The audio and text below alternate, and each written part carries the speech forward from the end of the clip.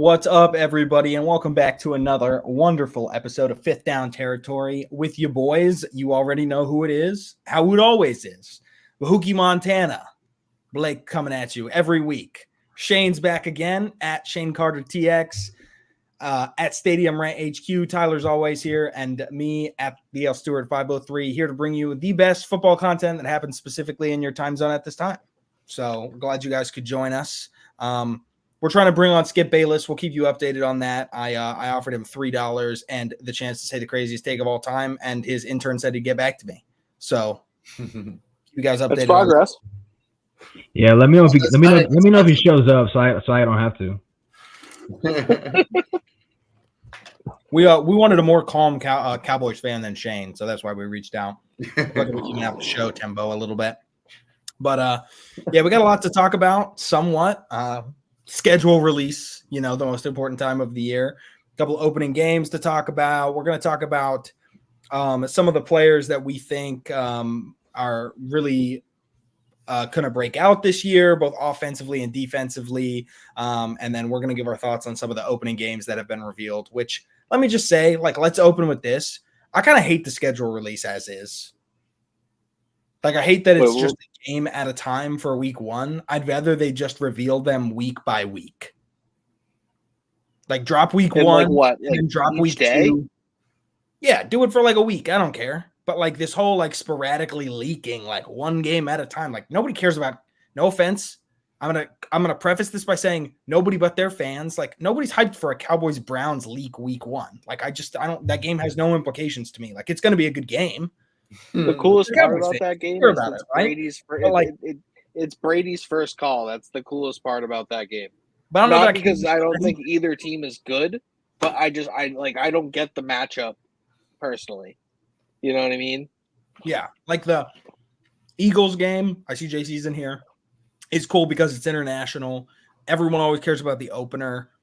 Sunday night, Monday night, whatever. Okay. But at some point, it's just just drop week one. People want to see their team, and then they would talk about some cool matchups, and then drop week two and week three and do it that way. Try something different because this isn't working to me.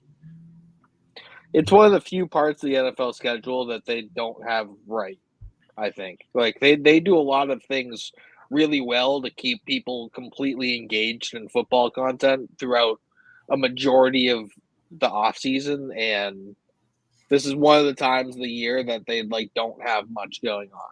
So, Shane, you look like you wanted to say something. No, I was just trying to see who hurt Louie because he seems so offended by the fact that he leaks rather than the schedule comes out. I mean, that happens every year, doesn't it? That's part of the conversation piece, though, is that the leaks happen. These leaks are definitely controlled. I mean, yesterday Brady leaked it himself that there was the Cowboys Browns week one. This ain't an accident. This is all part of the show.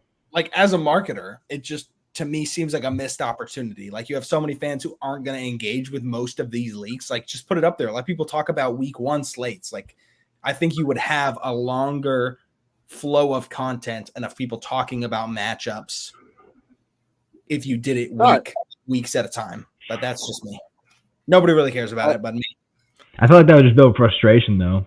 If you did 1 week at a time, it's kind of like, are you someone who prefers all the episodes on a show be dumped all at once, the single season, or are you someone who wants an episode released every single week like it used to be before streaming took over? That depends on what format you prefer. But the problem is nowadays human beings have such tiny attention spans they can't comprehend waiting 1 week for an episode. That's why they need all 10 episodes of The Bear to be released on Hulu, and they have to wait another year before that comes around. Yeah, I see, Ty. I knew you were a fan of that show, by the way. I watched it too. It's a good one. And such a good show. And that's part of the show of the NFL. Is they know they control the market. It doesn't matter if it's in season or off season. Whatever NFL news breaks, that is the lead story. Yeah. So here's a hot take for you. If you want an insight into Louisism, is people who can't wait for anything like that. I know exactly what you're like in the bedroom, man. No foreplay at all. Just right to business. If you can't wait for the next episode, there's no patience there, right? We know we know what you're like. You're revealing yourself. We know what you're like. Damn. Self. Louie just threw a spotlight on people who are trying to hide in the dark.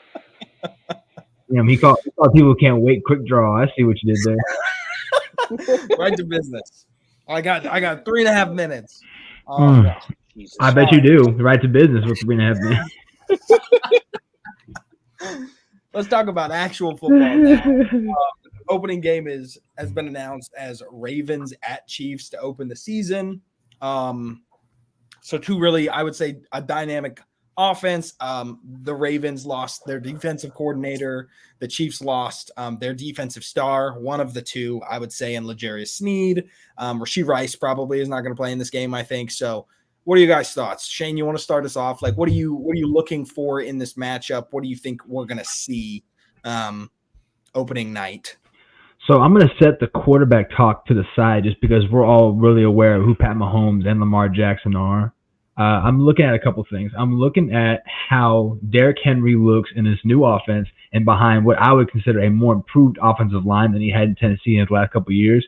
I want to see if he can improve on that 4.1 yards per carry and get back to, doesn't have to be 5, but maybe 4.5, 4.6, something like that, because the Ravens, for all their flaws, they do have a really, really solid offensive line, have been really good job running the ball.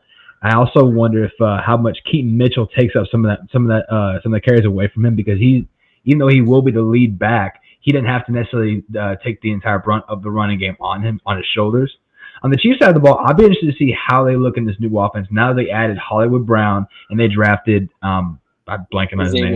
Xavier Worthy. Yeah, they're going back to what you call a NASCAR type offense. That's kind of like, a common name people have when they have speedy receivers.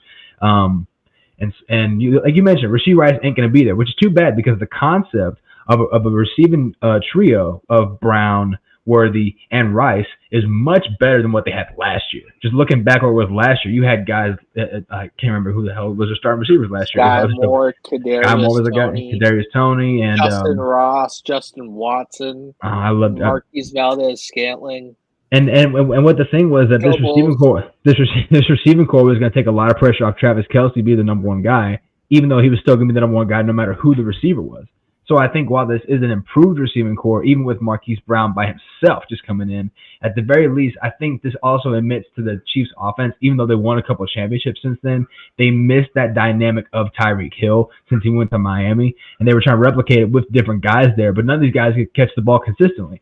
And Marquise Brown, for all his defaults, seemed to have found himself in Arizona as like maybe just a pure deep threat. He didn't have to be the X receiver. He went to become the Z receiver. And for those that don't know, I know y'all know, but for those that are watching that don't know, the Z receiver is the guy that always lines up across the field from the X.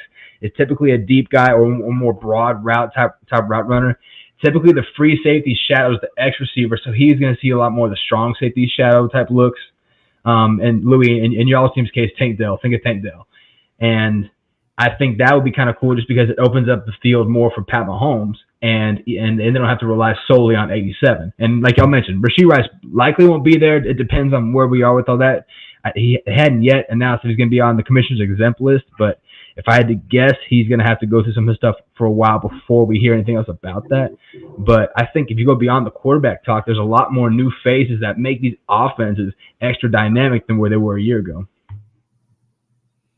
Yeah, no, I think that's a good point. My kind of takeaway of this game is I feel like every single time the Ravens and the Chiefs play each other, everybody runs to the over on betting markets. Everybody's like, this game's going to be a high flying, a lot of scoring, this, that, the other thing, and the game typically ends 17-7.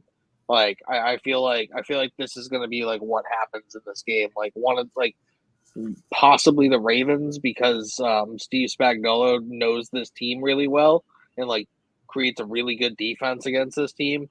It's going to be like another 17-7, like 21-10 type of game. And all of the offensive hype that we're going to hear about this game over the next couple of months leading up to it is going to be for naught. That's kind of like where I'm at. I feel like it's going to be much more of a hard-nosed defensive game than a throwing the ball all around the yard type of like the Chiefs-Rams game back in the day. Like that, it's not going to be that. That's kind of my first takeaway of the game. Yeah. I kind of want to echo what Shane said. I'm really excited for this Thunder Lightning new backfield that the Ravens have, a power runner and Derrick Henry, a speed runner and Keaton Mitchell. I also think the new Chiefs wide receiver core was my other talking point. But my point is that I think it puts less pressure on Patrick Mahomes to scramble, which is something I feel like he's very underrated at. Like, people don't consider him to be a scrambling quarterback, but he's really efficient with his legs. And so, to your point, right, having these safeties actually have to respect a deep threat again, like not just a dude lining up there, but a dude with real speed, I think is going to actually soften the initial, like the midfield defense, not only for Travis, but also just for his scrambling ability. And I wouldn't be shocked if Mahomes ends up with more rushing yards in the opening day than Lamar Jackson does. I like that take a lot. Good prop. I mean, I'd be surprised, but yeah.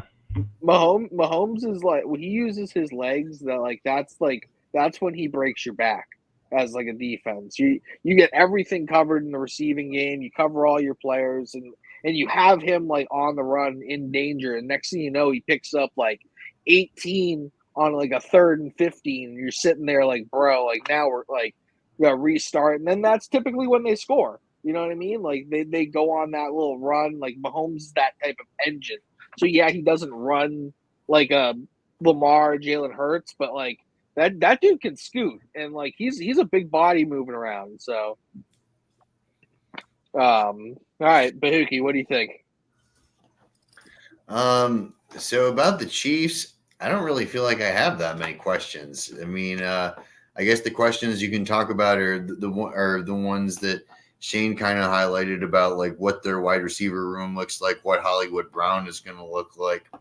The real questions here are, can the Ravens go into week 1 healthy?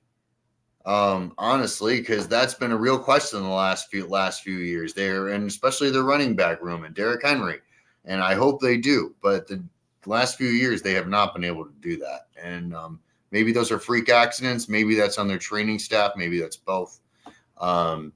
And my other question about Lamar Jackson: can you win a game on the last drive in the red zone with the ball in your hand against a Steve Spagnuolo defense?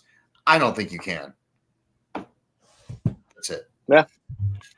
One more point I want to touch on with this matchup, just because not a lot of people look on it, but the return of Odafe Owe, the Ravens pass rusher who was back to form after a fall off 2022. He's going to be back after missing, I think, 4 games last year, and more than likely he's going to line up at that right edge spot, going up against a rookie left tackle, Kingsley Suamata-Ia, a second-round pick out of BYU, who I liked, but he played with more power than finesse.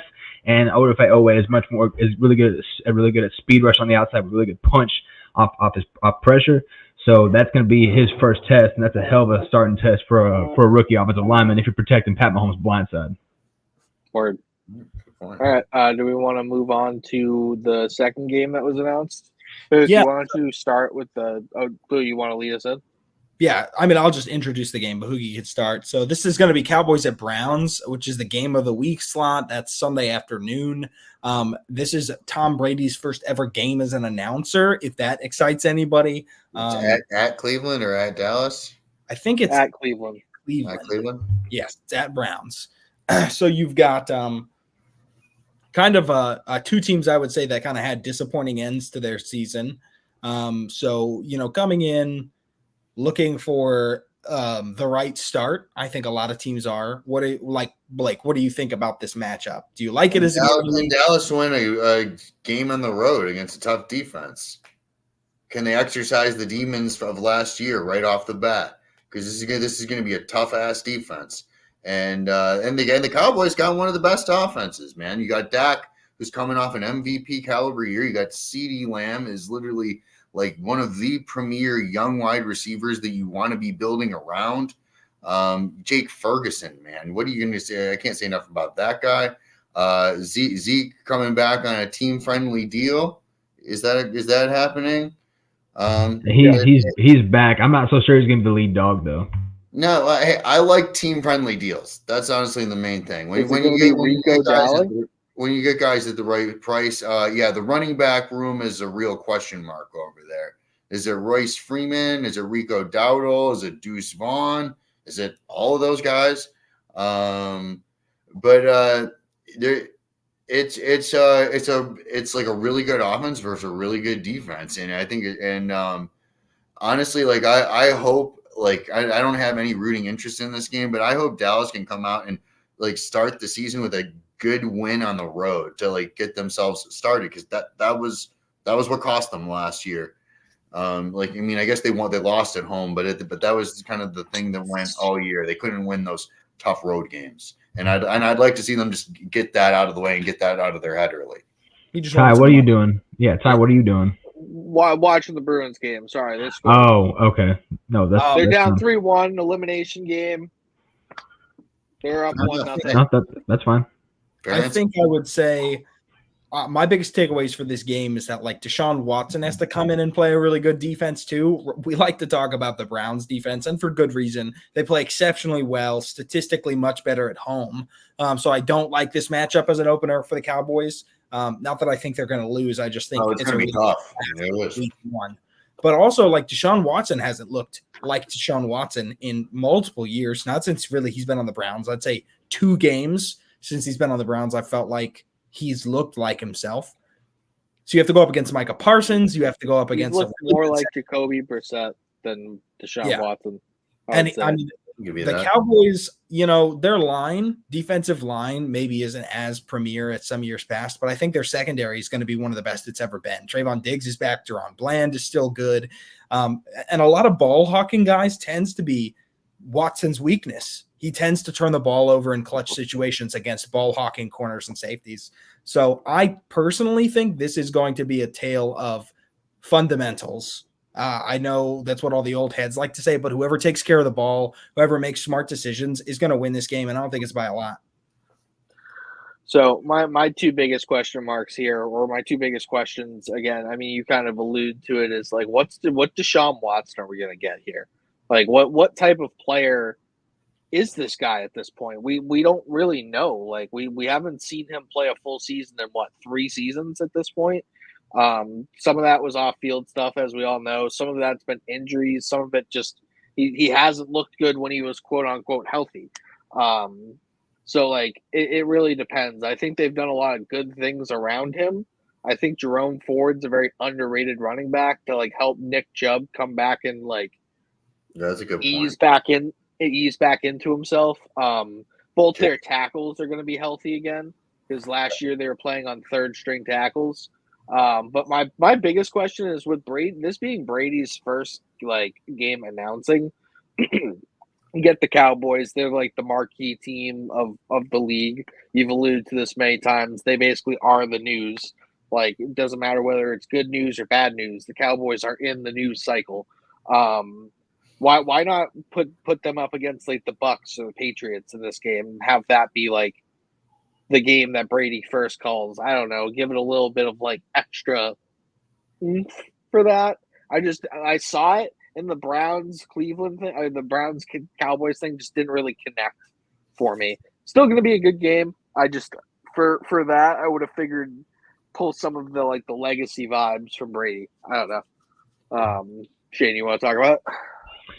Yeah, I'm also wondering how well Amari Cooper is going to do. This is the first time he's gone up against his old team with the Cowboys. Love a revenge game. Yeah, revenge game.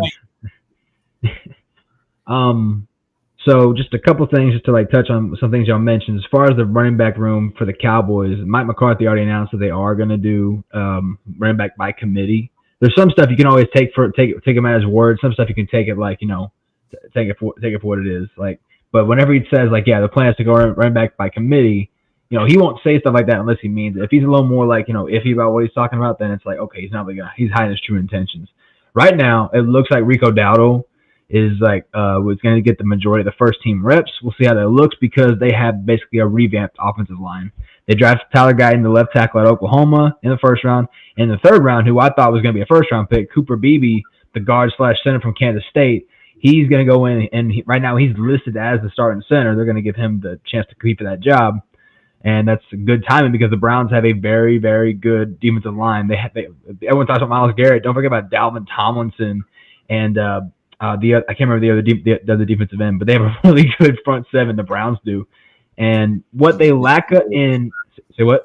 Zadarius Smith. Zadarius Smith. Yep, thank you. Darius Smith. Like the ageless wonder. Like no matter how old he is, he's gonna get like Baller. eight plus sacks, 20+ pressures a season. He's just that kind of player. And one thing the Browns make up for, even though the Cowboys have a lot more flash, I would say the Browns, and they're coached well to do this, they have shown a lot of substance in where they're able to get the most out of players, even if they're like gone against where the traditional role is. They've taken Grant Delpit, an often injured free safety, and made him a serviceable starter. Denzel Ward is the leading cornerback for that team, but they made Greg Newsome, who the pick from Northwestern a couple years ago, and they've turned him from what looked like a bust after his rookie season into a viable second corner in the NFL. And so that is a matchup to watch. If I'm a Browns fan, I am also wondering. Louie brought this up about Deshaun Watson because he hadn't looked the same since his last played season in Houston. I'm not talking about the season in which he sat out. The last season in which he played in Houston was the last time we saw the MVP candidate, the top 10 guy. And I think the problem is there's some people who are so stuck in the past. They have the images of him winning the championship at Clemson and having all these great games in Houston. Deshaun Watson, for the time he was in Houston, was like the savior. And I know y'all have CJ Stroud now, but Deshaun was that guy. And that's kind of a nice little way to go from Deshaun to CJ. It's not a bad trade-off. I think when it comes to him, the thing is the Browns have weapons. They have a solid offensive line. They have a good running backfield. He has no excuses left. The only thing that's going to and what sucks for the Browns is, unfortunately, they gave him a fully guaranteed contract, which is a huge slap in the face. I'm not going to bring up all that other stuff. This ain't that kind of show. I wonder two things in terms of like where these teams are weakest. I wonder how the pressure on the edges by the Browns is going to look like, because I think even though the tackles are healthy, I still think outside pass protection was an issue for them last year, regardless of who the quarterback was. And for the Cowboys, they have not done enough to address the defensive line, and the depth there is suspect right now. And so I wonder if the Browns' plan right now is more ground and pound in week one than actually trying to air it out, because I think if I had to guess right now, the Cowboys have 3 set starters on the defensive line, and one of those is only a sort of starter with Micah Parsons, who roams between linebacker and defensive end. And so I think those are like probably the 2 biggest areas of concern in this game since we're bringing it up early. Yeah, I liked your point about this offense has so many weapons now. Like Jerome Ford is good. Nick Chubb, obviously, when healthy, is a top 5 back in this league, arguably top 3, I think. Jerry Jeudy's no scrub. Amari Cooper's definitely no scrub. Elijah Moore's a fine wide receiver 3 speed kind of vertical guy. Like, what's left? Well, it's a good offensive line, like you said. If he can't deliver in this offense, that's a real issue.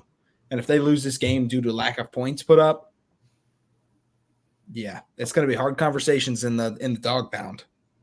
The good news is that they have their first round pick again, right? That part is finally over. So whatever happens this year, that deserves to be stopped and talked about, is how terrible that deal was, because it had long, so one-sided. It's the Russell Wilson deal too. It deserves to be stopped and talked about. It's literally I know it happened this long ago, but look at what the Browns draft class looks like, and look at what the rest of the NFL's draft classes look like. Honestly, man, it's really something. Look at what the Texans got. Yeah, that too. Yeah. Anyways, Tyler, I had one other thing. You said you were talking about why they chose this Cowboys and Browns game. I don't know about the Cowboys' entire schedule offhand. I do know that the NFC East and the AFC East played each other last year, so that the Cowboys and Patriots definitely don't play each other this year. No, they play the North this year. Yes. Okay. So good. And the thing is that so Tom Brady's a Fox man, and the Fox owns the NFC games and CBS owns the AFC games. And for the most part, they have cross games, but the Cowboys are the poster boys for the NFC as far as the draws go. So what this means is you're going to see Tom Brady calling a lot of Cowboys games from now on. And then you still got Tony Romo over on the CBS side too. But that's really going to be when there's crossover games, and maybe we'll see. Maybe you'll see Tom Brady, Tony Romo games at some point. Probably not, because of the way the rights work. Well, they're both what's it called? They're both color. guys. Color they're commentators. Yeah. Yeah. They work They- for different networks too, so you're probably right Yeah. about that. But yeah, I think that was just the answer to what you said, and I think it's just like they're trying to put their stars together. Yeah. No, I definitely get that. All right, you want to lead the next game, Louie? Yeah, so the next one we have is the Monday Night Football opener. That's Jets at the Niners. So the return of Aaron Rodgers against the reigning Super Bowl losers. Is up in Bay Area. Brock Purdy versus Aaron Rodgers. Christian McCaffrey versus Breece Hall. What do you guys think about this game? I know, hang on. Bahookie's got a great one-liner he wants to get off. So you give that, and then we're going to let Shane start the actual analysis. But give him your take. So Aaron Rodgers' other Achilles has the opportunity to do the funniest thing ever. All I'm saying is that. And how many That's Achilles? That's my take. That's all I got. That's all I prepared. Sorry, that was a cheap one. So- He's trying to throw enough bad juju away. No, I don't. I'm not wishing good injuries juju. on anyone, and yeah. So yeah, the Jets have had injury problems for like the last 3 or 4 years, and I've talked to Tyler about this a lot. We always talk about the state of the AFC East, and the Aaron Rodgers injury last year was like the icing on the cake. Before that, it was Breece Hall and Carl Lawson and CJ Mosley, one of the best middle linebackers in football. He's unfortunately Their field sucks. Yes, and that has a lot to do with it. You're right, and that was you took one of the words out of my mouth. That was like one of the next places I was going with it. And maybe that's the price they pay for playing where they play, and maybe some of it's happening in their practice facility. But I feel like the Jets deserve to have 1 year where they don't get hit by the injury bug.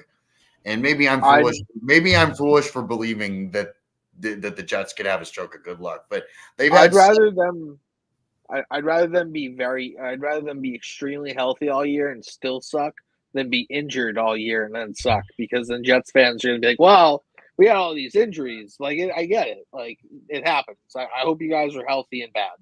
I say Jets fans are good at two things: talking shit and making excuses. Because they've done both my entire life. That's all I know them for. So go ahead and Right, give us Shane. analysis on this game, Shane. Yeah, I mean, I don't think it matters if you wish injury on Aaron Rodgers or not. He doesn't believe in medicine to begin with. But as far as Jets fans go, Shane's cooking over here. It's a weak state of mind. That's all. Yeah, that was low hanging fruit. I'm sorry, Louie. I'll do a better job of warming you up. So I think when it comes to this matchup, I think the Niners on paper are a better team, but I am concerned that they didn't really do anything to address the offensive line, and their offensive line was a huge quote unquote Achilles heel for this team last year.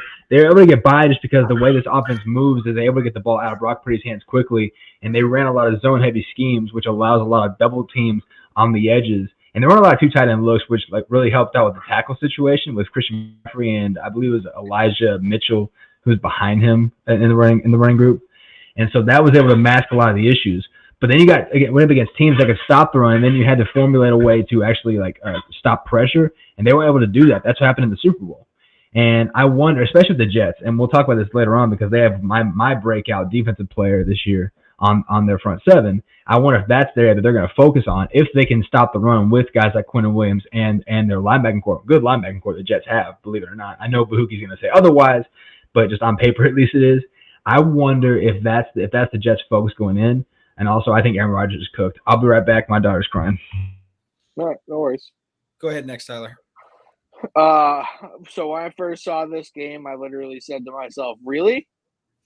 I go, "This is the game." The Jets are going to get dog walked on national TV with Aaron Rodgers.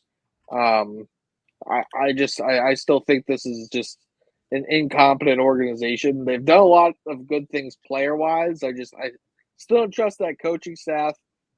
Nathaniel Hackett was like interviewing his replacement or something. Like they're actively looking for somebody who would replace him, and then couldn't find the dude. So like that's why he's still there. I just think this is a really tough draw for the Jets, who I think have done a lot of good things personnel wise. This is just not. I don't think this is going to be the way they want to start their season. So yeah, that's kind of how I feel about that. I honestly, the coolest part about this game is going to be Breece Hall and CMC getting to go against each other. If you have both of them somehow in your fantasy, like if you maneuvered trades or did something to get both of them as your RB1 and RB2, you're going to be a super happy camper this year because Breece Hall is going to be the RB1 on the year. I feel overall. like Breece Hall is like the new CMC. I mean, I guess it's hard to put that label on someone. I mean, but like he does a lot of the same things. He does. He just has like it's kind of like CMC when he was on the Panthers. So you're just like, that was sick. What the Panthers do? Win 6 games? You know, like sick 2,000 yards and 16 touchdowns, 80 catches. But I feel like I'll sleep in on Jahmyr Gibbs a little bit, but I'll forgive it. No, dude, I was one of the higher ones on I'm not Gibbs. taking away from Jahmyr Gibbs either. He's a baller as well. I feel like the young running back crew really has some studs coming up. Like Breece is only in his 3rd year, Jahmyr's in his 2nd, Bijan's in his 2nd. I have both of them on a dynasty team, Breece and Jahmyr. For this matchup, you know, I kind of been going back and forth. I knew we were going to talk about it tonight, and I kind of want to be of the same opinion as you. You know, I want to say they're going to get dog walked, but just some things to consider is Saleh knows this offense. He was their defensive coordinator. He knows how to scheme against Shanahan. He did it in practice for years. So if anybody's going to be effective at making sure that these linebackers are in the right spot to stop CMC, to stop these screen plays, it's going to be him. He's going to know how to maneuver these guys and set up a rotating defense that can kind of address these gaps. He also knows how to put pressure on Brock Purdy. I think he's played against this kind of quarterback before. And I don't think this offensive line got much better. For the Jets, I'm really worried about QB depth here. Say Aaron Rodgers does get hurt, you're walking out Travis, I think his last name is. No, it's Tyrod Taylor. They have Tyrod too? Okay. Yeah. But I still feel Anything's like better than Zach Wilson. Just to be honest, just a younger, more competent QB. Mac Jones was on the block. Would they have traded him in division? I don't know. Davis Mills probably is available for some kind of price. Gardner Minshew, Jacoby Brissett, Joe Flacco. There were all these dudes running around this offseason, and you didn't get any of them. Like, that's wild to me. Aaron Rodgers was probably like, I'm gonna drug everybody with ayahuasca if you bring in somebody other than Tyrod Taylor. Whole staff's getting cooked. And then we're all going to the sauna. Deshaun said, "Get Joe out of here. We repeating. go for the dump." But yeah, I don't like roster construction that doesn't account for depth. Like injuries are a natural part of the game. Yes, you want a lot of star power, but you don't want a top-heavy team. And I feel like that's what the Jets are. I don't really like their depth in wide receiver either. Like you've got Garrett Wilson, and then meh. Like Mike Williams. I don't like Mike Williams that much. If he's healthy. Yeah, exactly. He's Keenan Allen Jr. No, he's not. He's hurt just as often. Yeah, the Keenan Allen, yeah. He could be Keenan Allen's actually good level jumper. He could be an Olympic level high jumper. Like that's how that he jumps so high in the air and then just decides that he's going to land on his back in the worst way possible. I like Malachi Corley, the guy they drafted out of Western Kentucky. I liked him, but he's got to play the slot. Yeah, if he plays outside the slot, I don't like him as a rookie. I think his skill set as a rookie translates more to being a slot receiver guy. Just especially for what they need of him. Speaking on your Mike Williams point, I actually saw a report that he jumped so high in practice the other day that he saw Aaron Rodgers just recreationally. So I thought that was kind of cool. I heard Mike Williams jump so high he made Aaron Rodgers question gravity. Yeah. How can the earth be round if he jumped that high? And I can still see him. All right, Blake, what are your thoughts on this game matchup?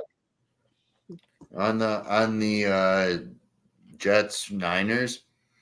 Yeah, Tyler talked about it. Breece Hall and Christian McCaffrey. A healthy Nick Bosa versus whoever the Jets trot out there. Tyron Smith. Is he going to be healthy? Hopefully, we hope. But That's crazy. Is this is over on the West Coast. This would be a real heck of a win if the Jets came in here and got this done.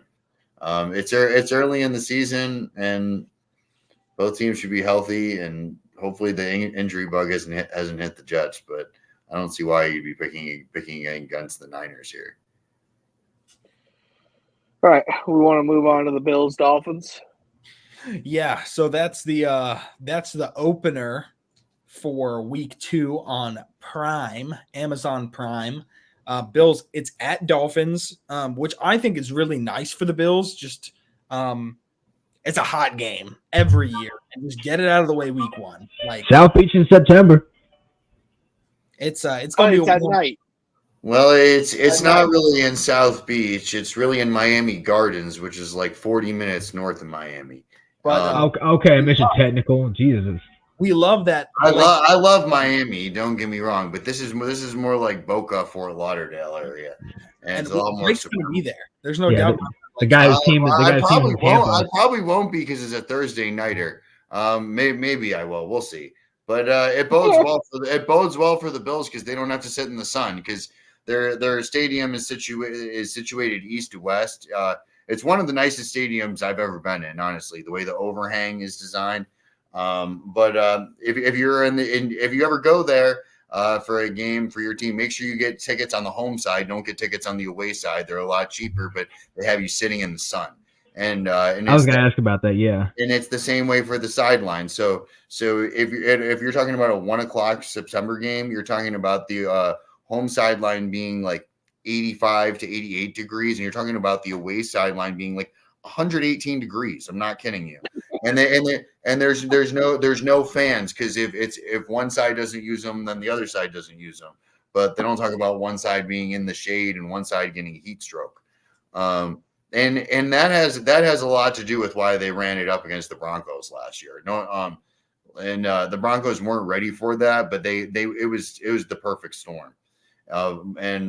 Anyways, the sun's not going to be a factor in this game. I was talking to Tyler about this pre-show. It doesn't mean the Bills are guaranteed to win. It just means that the sun's not a factor, and that's good news for it's double good news for the Bills, and that means that when they play their second game, it's likely going to be late in the season when it's going to be very cold in Buffalo, and the Dolphins aren't able to win games when the temperature drops below 60 degrees. Yeah. Honestly, I kind of hate divisional games like this on prime time just because I feel like they're not as high scoring. And I'm a defense guy. I love good defense, but I feel like divisional matchups just tend to be like we know each other too well. That's been my experience for the most part with games like this. I like it for the Bills. I think coming early in the season before but right in prime time, like you said, not super hot. I don't like it for their chemistry. Like, gotta hope Keon Coleman, gotta hope Curtis Samuel build some early chemistry. But I love this for James Cook because he's gonna have a field day in a primetime game against the front seven for the Dolphins that I don't really like, against Chop Robinson, who I didn't really like. So I feel like this is a ground and pound game, and both teams are gonna pull the running back rooms. Yeah, I'm interested to see how Jordan Brooks they signed, middle linebacker. That's like the signing that I have my eyes on. That was my position. That was a linebacker, and the Dolphins have never had good linebackers since Zach Thomas retired. That was the last great. What about Jerome? Who? Jerome Baker. Jerome Baker, yeah. Not Zach Thomas. He ain't Zach Thomas, but he's good. Well, they didn't have any great. They need a game. They need a game-breaking linebacker. Yeah. If they want any chance of ever matching up with Josh Allen, that's what. And so and I'm interested to see what this guy's got. He's who I'm going to be watching during the game. Jordan Brooks was one of my targets for the Pats in free agency. I mean, he had a quote unquote down year last year. I'm pretty sure he had 116 tackles in a down year. Like, I can tell you, tackles are not a good stat for anybody who doesn't play on the front line. I hate this is a pet peeve of mine. And I was talking to Texans fans about this a lot because Jalen Petre's rookie year, everyone was like, look how many tackles he got. If your safety is leading your team in tackles, that's bad. Really bad sign. It's a really I kind of feel like linebackers, like who's the that's what their job. Someone has to make the tackle. I mean, Bobby like, Wagner like racks up tackles, but he's just not. He racks up tackles because he can't play in coverage anymore. I'm not saying I'm just saying like. No, I get what you're saying. I'm just saying in a down year, 116 tackles. Like the linebackers for the Patriots this past year, no one even cracked 100, and those were considered some of their career best years. So he had a down year with that type of stat line. Crap. What was I gonna say? You brought up a really interesting point about James Cook. I think the most interesting point about this game, though, is how Joe Brady's going to call it in this like revamped, recreated offense. Like they brought in a couple of different players to kind of like the same thing that the Chiefs did. They brought in a couple of different players to kind of replace Tyreek Hill. The Bills brought in a couple of different players to kind of replace Stephon Diggs. But once Joe Brady took over, they started running the ball at like an insane rate. And I want to see if that kind of like holds up. I think it will. So I totally agree with the James Cook point. I'm going to be honest. The player that's going to replace Stephon Diggs has been on the roster, and that's Khalil Shakir. And because they realize he does a lot of the same things that Stephon Diggs does. He's the same height and weight. For what, a quarter of the price, probably less than that, at least for now. They're going to have to pay him. And Curtis, and they added more talents. Curtis, I'm telling you, they're going to use Curtis Samuel in like the Deebo Samuel role. And they're going to be lining him up all over the field, doing all different kinds of things. The offense is going to be a lot more diverse. And you're right about James Cook getting the ball more. That was what we saw like in the back half of the year, is that this team's going to commit to the run a lot more. Shane, you want to talk about it? We'll get into our last game. Yeah, I'm wondering two things in terms of like what the Bills and Dolphins. Because whenever I look at matchups, I look at what they do wrong, not what they do right. Both these teams have a lot of talent. I'm looking at how the Dolphins can cover Dalton Kincaid, because I think statistically, the Dolphins didn't really cover the tight end position all that well last year. And I know with the addition of Jalen Brooks, that was sort of like supposed to counteract some of those moves, sort of like open up the defense a little more. Even though Kincaid and Bahookie will probably attest to this, he became really more of like the number 1/number 2 guy down the stretch of the season. I think he's probably going to go into the season as probably the presumptive number 1, even though Coleman is that guy, Shakir might be that guy. On the other side, I wonder what the Dolphins' defensive line is going to be like without Christian Wilkins, because one of their best attributes at stopping the run was him in the nose and allowing the linebackers to come down. And I think even though they replaced the back end with Jalen Brooks, letting Christian Wilkins go to the Raiders, and I think now they drafted a guy. I can't remember who they drafted at the nose. Chop Robinson. Oh no, Chop Robinson. He's an edge. He's an edge. Yeah. I can't. Sorry, my daughter's listening to Dancing Fruit in the background. You're good.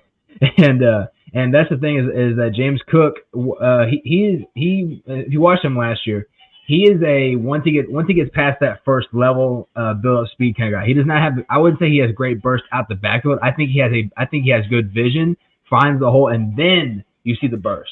Some guys like McCaffrey, they have the burst right away. Cook is a build up speed kind of guy, but the good thing about the Bills is, and Bahookie knows this, when they recreated the offensive line, they did it in a way to where that was designed to open up the running game. That's why they moved McGovern over from guard to center, which I was screaming in Dallas should have been his position to begin with, because I think he's a much better center than he was a guard.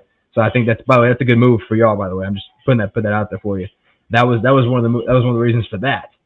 And I do wonder if that kind of caps the potential on the defense for the Dolphins.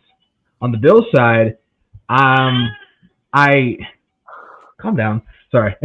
I I have no reservation about taking Keon Coleman. He was a Josh Allen pick. You listen to like the reports and all that. That was the guy that Josh Allen wanted. So that's why they were comfortable trading back twice. What? Yeah. He so what? He's a true X receiver, like a big body X receiver. Yeah, I love Keon Coleman out of Florida State. My issue with him was never separation. It was route running off the line of scrimmage. If you go up against a physical corner, and that's one thing Ramsey is still, physical corners, they can jam you at the line of scrimmage. Can he get to that second level to open up the possibility? Because we know Keon Coleman might have been the best one-on-one receiver in the draft. And even though I think he has good – I would say Keon Coleman, when I evaluate him, he had better separation than he did route running. But the problem is when you go up against physical corners who can play in zone schemes like the Dolphins, that can be trouble for them, especially young guys.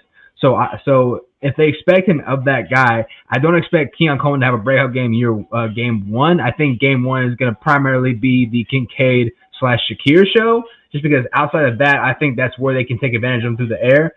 But Keon Coleman, just because they expect so much of him, he's going to need to adapt pretty quick after that.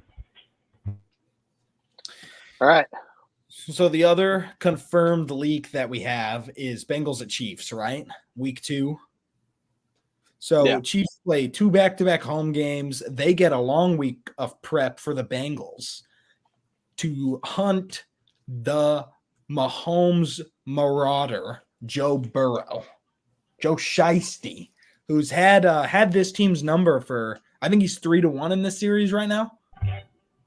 In the overall or just in the regular season? I want to say overall. Because I think that last year the Bengals. Yeah, but yes, 3-2. Yeah, because the last time they played Joe Burrow and Pat Mahomes, that was the one where Mahomes was going out of bounds, and then the defensive lineman for the Bengals, I can't remember his name, he used to play for Texas. He tackled him late out of bounds, got the 15-yard penalty. Yes, and that set up the field goal. Joseph Osai.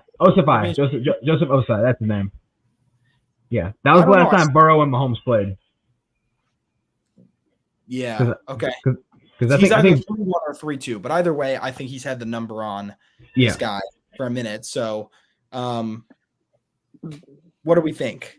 I think this is honestly, from an NFL scheduling perspective, it feels like they put this game early because they don't trust Joe Burrow's health and they want this elite electric matchup. We know this is going to be a good game and they want to get it out of the way before a potential injury to Joe Burrow.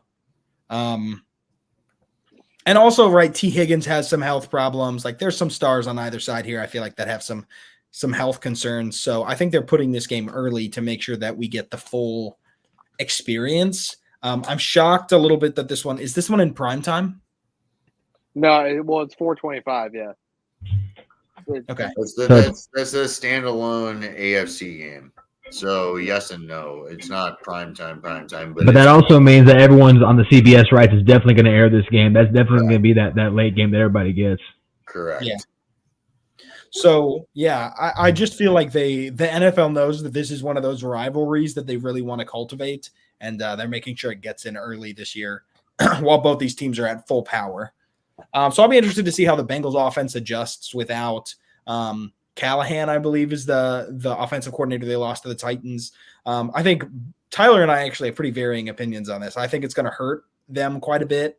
You believe Zach Taylor was pretty much the mastermind behind this offense, right? So we'll see what that continuity or lack thereof does. I do like the moves they made on the offensive line for once this offseason. So we'll see if that helps keep Joe Burrow upright. I think quarterback protection is going to be the key to this game. Yeah, no, I quickly said Burrow's going to show out in this game, I think.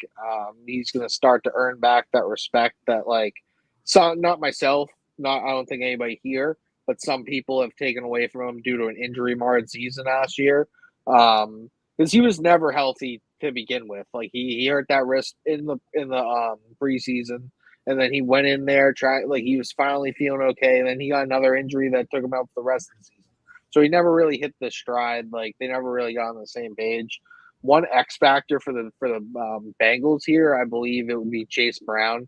I'm wicked high on Chase Brown. I think he's going to come in and just I think Zach Moss is more of a spell the player Like the backup. I think he's a backup. I think he's a career backup. He showed out last year for about 5 weeks.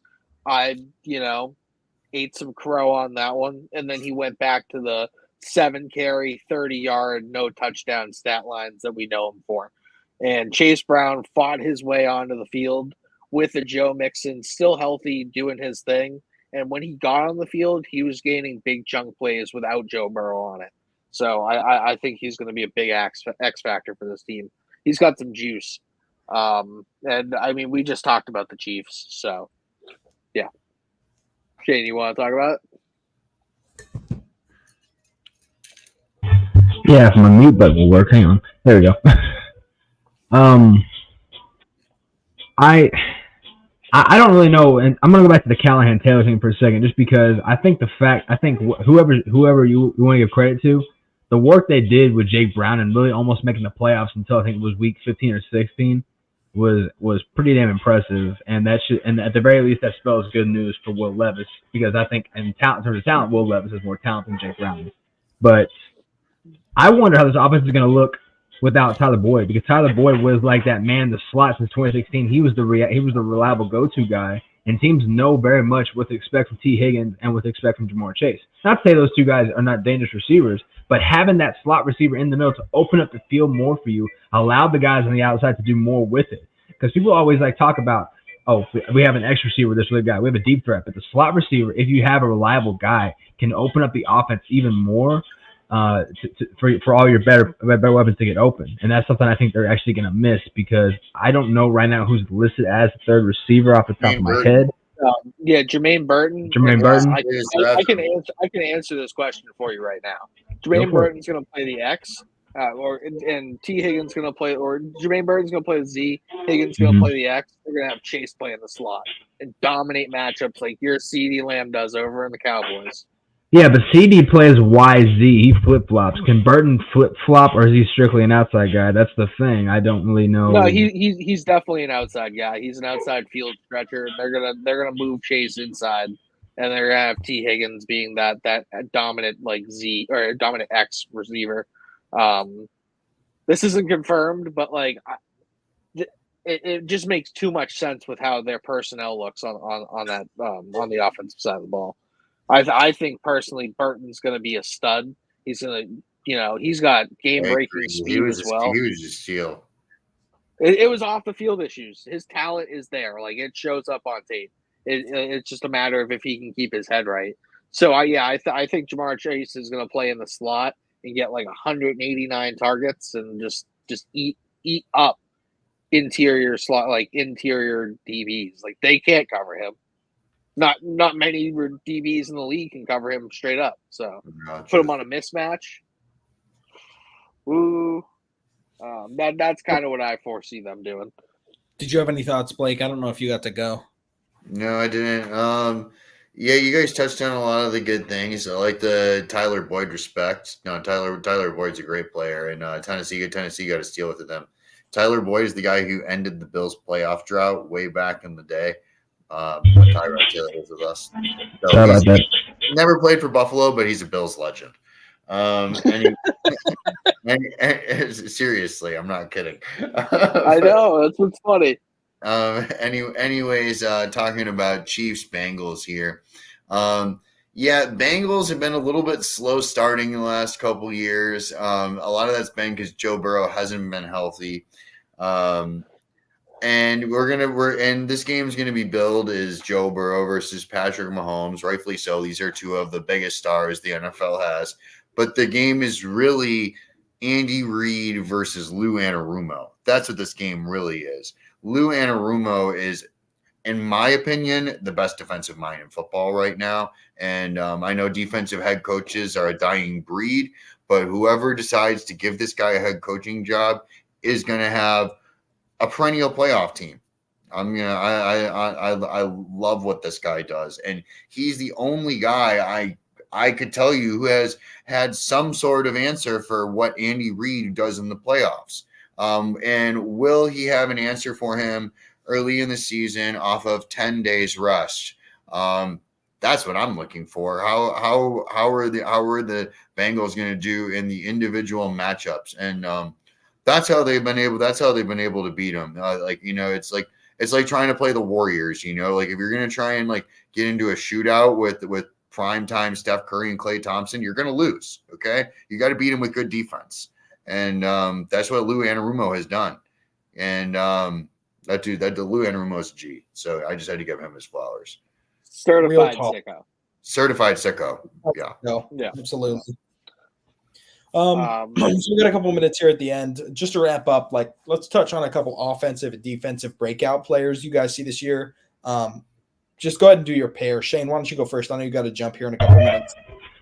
I would love to. So my defensive guy is actually Jermaine Johnson, the defensive end for the Jets. Last year he had a nice little season with 7.5 sacks, and I think he had like a 12-something pressure rate. I'm not really for sure. On this defensive line though, I really do like him as coming into his third year, especially if the offense can take some pressure off them. Last year they were on the field. I think that I saw like a stat like the defense was on there like almost 10 minutes more than the offense was because the offense couldn't move the ball, and that was like a season average. I like him as a potential 10-plus sack guy. I was super high to him at Florida State, so I might just have like some prior biases. Even though I don't think the Jets will make the playoffs, as a matter of fact, I'm actually predicting that if they don't if they don't finish fourth in the AFC East, they'll finish third at best. I don't see them as a viable contender, but Jermaine Johnson, I think, is going to be their new premier edge rusher on that defensive line. On the offensive side, I'm going to stick on the AFC as a guy that I've been high on also in the draft when he was drafted. Chigo. Oh, I cannot pronounce his last name. The tight end from the Conquo? Yes. Yeah, for the tight I end. couldn't say it either. Yeah, I like him, especially because Will Levis, even though Will Levis is not a rookie anymore, he still is in that rookie mindset. And the one thing you have to do when you have a rookie quarterback, and this is true in nowadays game, you have to have a tight end and a slot receiver that they can rely on and get open. They have that in Tyler Boyd, who's one of the better separators, especially off the line of scrimmage, still going into his ninth season, I believe it is. And Okonkwo coming along really well as a really good yak tight end. I like him as an athletic upside tight end player, especially in a Bill Callahan offense, which we'll see for sure if he was really that guy.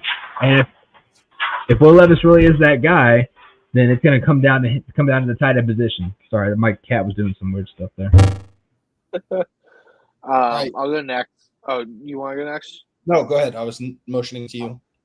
So, Kyler Gordon, cornerback for the Chicago Bears. I know Jalen Johnson just got paid that big bag.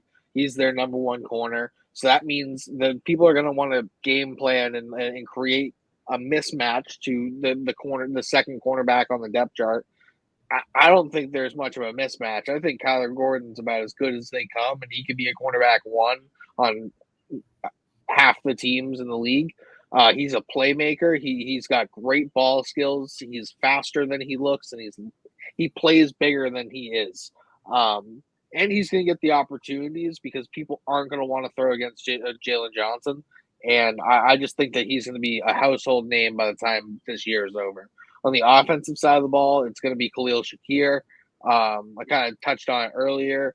He's the same size, pretty much same height, same weight as Stephon Diggs. You kind of said it, Blake. They realized that they can do a lot of the things they did with Stephon Diggs with Khalil Shakir for a fifth-round draft pick price instead of a $24, $25 million a year price, however much Stephon Diggs was making. I've been high on Shakir since now I can't remember what school he went to, but I did a lot of Boise State. The blue turf. I knew that was the first one that popped in, but I wasn't sure. So Boise State, big fan of him there. I wanted him to go to the Patriots. They took Chad Ryland instead, I'm pretty sure, and that's going to hurt my heart for many years to come. Believe it. Believe that. Go for it. That was it. Sorry. Okay. I kind of been struggling with this one, like trying not to come up with something obvious, to be honest. I think as far as bounce back players go, like it depends on how you qualify this, like breakout as in like from good to great or just most offensive improvement. From good to great, I would go JSN, I think. I think Lockett is due for some regression here soon. And I think JSN is going to benefit the most from that. And I think their new coaching staff might help maybe realize his rookie potential. They got a defensive-minded coordinator, so, I would just watch They out. brought in the dude. They brought in the dude from Washington. I'm pretty sure the offensive coordinator from Washington. They Okay. to be their OC. They run a lot of 3 wide receiver sets, which is something that Shane Waldron last year didn't really like. He did do it, but they didn't over target that third receiver in the 3 receiver sets, which is why I'm a little bit down on Roma Dunze for this season with Shane Waldron. Sorry, I didn't mean to cut you off. No, you're good. I think I just think JSN's gonna actually have a good year. He was the first rookie drafted wide receiver wise last year. I don't think it showed very well, but I think he'll get his get back. And then defenders are hard, man. I kind of want to say that Trayvon Walker's finally going to put it together with a little bit of help from Eric Armstead and some other pieces. Like maybe he'll finally have a breakout year, if you want to look at it that way. I feel the same way about Tyree Wilson. I think health and the addition of Christian Wilkins on the Raiders line might actually give Tyree Wilson the opportunity to have at least a meaningful season. I don't think he'll ever be a super complete prospect, but I think, if they let him pin his ears back and use his athletic ability, he has the opportunity to really put together a good season this year. Yeah, I like that. Bahookie. All right, I'll start on the defensive side of the ball. We talked. So I had 2 guys here. One we already talked about. Jordan Brooks, linebacker for Miami here. He's the one that I'm watching the most. I also noticed Shane. He's a Texas Tech guy. You probably already knew that. I didn't know that. But, and so is Tyree Wilson. Okay, good deal. I like knowing where guys played their college ball, just to circle the dots, But anyway, so he's the one that I'm watching the most because that's really been the thing for the Dolphins is they don't have anyone that can match up with Josh Allen on defense, and a lot of teams have this problem. But they're not going to be able to be competitive with us until they do. And then the other one is the one that I'm waiting for, and it's our middle linebacker, Terrell Bernard. We have Matt Milano coming back this year, which is gonna make things even better for Terrell Bernard. He had an amazing year last year, and he's still on a rookie deal, and a lot of people don't know his name yet. He put up Pro Bowl type numbers and didn't get the recognition. Who cares? The Pro Bowl's not even real, in my opinion. It is because it's in people's contracts, but all pro voting is what actually matters, in my opinion. I don't think Pro Bowl voting matters, is what I mean to say. And then it stopped mattering as soon as they stopped playing the game. As far as I'm concerned. Some people get bonuses, and so for that reason, it matters if you qualify for the Pro Bowl or not. But to me, that's the only reason that it does matter. It's just a joke, in my opinion. At this point, it wasn't always, but it is today. Anyways, my offensive breakout player, Jahan Dotson. I think that I think he's going to click with Jaden Daniels. I think that he's going to be that premier deep threat for him, and I think that he's kind of been a guy who's played well but kind of slipped under the radar. And we all know who Terry McLaurin is. He's not surprising anyone. But I think Jahan Dotson is in for a really, really big year this year. Yeah, I like that. That's a lot. Quentin Johnston is a sneaky player for me as well. I know everybody's really low on him, but I feel like a year in the system, and if he puts in enough work, if he just cuts, it's a different system. It's a different system. I know, but work on learning, I think what's going to be a more friendly system for him. And even if they integrate him not directly in the passing game, give him some sweeps. He's a big yak guy. I don't want to give up on this kid yet. I feel like he's got a lot of talent, and I'm hoping he puts something together. A couple of my fantasy teams agree with you, but my heart doesn't, unfortunately. Okay. You want to know who my fantasy teams want? Treylon Burks. Please. How have you been so bad?